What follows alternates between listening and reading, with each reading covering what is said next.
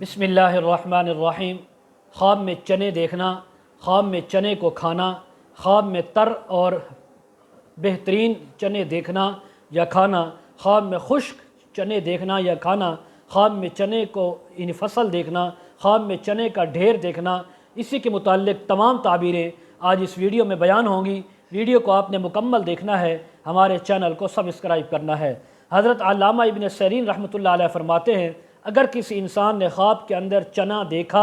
یا چنوں کو کھایا، خواہ وہ تر ہوں یا خشک چنے ہوں، تو یہ غم، اندوہ اور تکلیف آنے کی تعبیر ہے۔ اگر کوئی انسان خواب میں دیکھے کہ اس نے کہیں سے چنے لے کر یا کسی نے اس کو دیے، اس نے وہ لے کر کھا لیے ہیں، تو اس بات کی تعبیر ہے جس قدر چنے دیکھے، لیے یا کھائے، اسی قدر اس انسان کو غم اور تکلیف پہنچ سکتی ہے۔ اور اگر دیکھے کہ اس کے پاس چنوں کا بہت سارا ڈھیر ہے، ڈھیری لگی ہوئی ہے، تو اس بات کی تعبیر ہے کہ یہ لمبا عرصہ تک کسی مصیبت اور تکلیف کے اندر گرفتار ہوگا، کسی قرضے کے اندر گرفتار ہوگا، لمبے عرصے تک اس سے جان نہیں چھوٹ سکے گی۔ اور اگر دیکھے کہ چنے جو ہے شوربے میں یا گوشت میں اس نے پکے ہوئے کھائے ہیں، دیکھے ہیں، تو اس بات کی تعبیر ہے کہ اس انسان پر تکلیف تو آئے گی، دکھ تو آئے گا، اس کے اوپر قرضہ تو آئے گا، لیکن بہت کم ہوگا اور وہ جلدی ختم ہو جائے گا۔ اسی طرح اگر خواب کے اندر اس نے چنوں کی فصل دیکھی جو تیار ہے،